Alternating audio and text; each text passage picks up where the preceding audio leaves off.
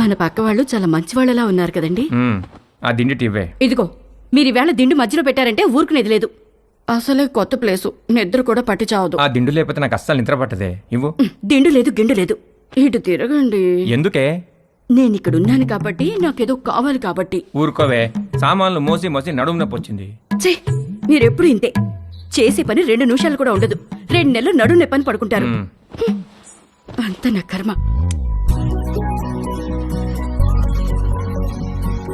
వంశీగాడి birthday చాలా గమ్మత్తుగా మొదలైంది.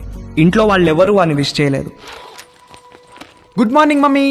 రే, ఇవాళ నాకు రివ్యూ మీటింగ్ ఉంది. సాయంత్రం వచ్చేటప్పటికి లేట్ అవుతుంది. డిన్నర్ నీకు డాడీకి స్విగ్గీలో ఆర్డర్ చేయి. Good morning daddy. నేను డిన్నర్కి రావట్లేదే. ఇవాళ సాయంత్రం నాకు రోటరీ క్లబ్ లో మీటింగ్ ఉంది. పద వెళ్దాం. లేట్ అవుతుంది. పేరెంట్స్ తన బర్త్డేని మర్చిపోయారని సాడ్ గా ఫీల్ అవుతున్నప్పుడు డాలీ ఫోన్ చేసి వాడిని హ్యాపీ చేసింది.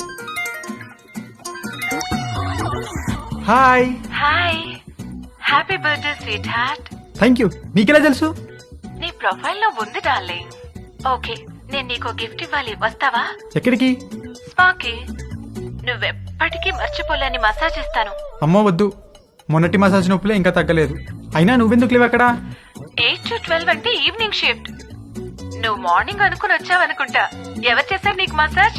ఎవరో చేశారు, అదెందుకులే ఇప్పుడు. మరి నీకేం గిఫ్ట్ కావాలి?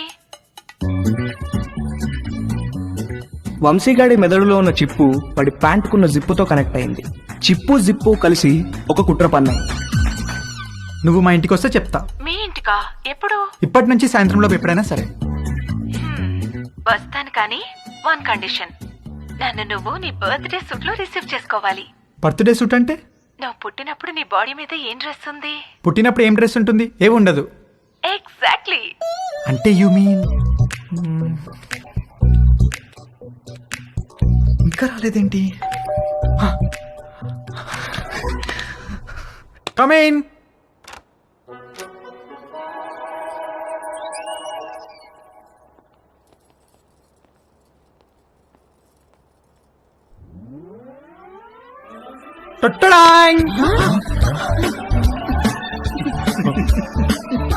వంశీ పేరెంట్స్ పొద్దున వాడి బర్త్డేని మర్చిపోయినట్లు యాక్ట్ చేసింది సాయంత్రం వాళ్ళ ఫ్రెండ్స్ తో కలిసి వచ్చి సర్ప్రైజ్ ఇవ్వడానికి.